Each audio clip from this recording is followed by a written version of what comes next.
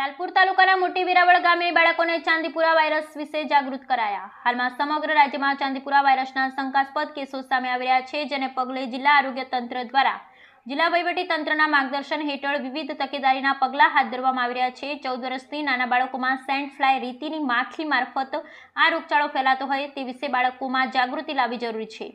તે હેતુથી મુખ્ય જિલ્લા આરોગ્ય અધિકારી ડોક્ટર ભાયાની સૂચના અનુસાર જિલ્લા પંચાયતની આરોગ્ય શાખા દ્વારા વિવિધ શાળાઓમાં બાળકોને ચાંદીપુરા વાયરસના લક્ષણો, તેનાથી બચવાના ઉપાયોની સમજ સરળ ભાષામાં મળી રહે તેવું આયોજન કરવામાં આવ્યું છે। જે અન્વયે લાલપુર તાલુકાના મોટી વેરાવળ પ્રાથમિક શાળામાં ચાંદીપુરા રોગ વિશે બાળકોને જાગૃત કરવામાં આવ્યા હતા અને બાળકોને સ્વચ્છતા જાળવવા વિશે સરળ ભાષામાં સમજાવવામાં આવ્યું હતું।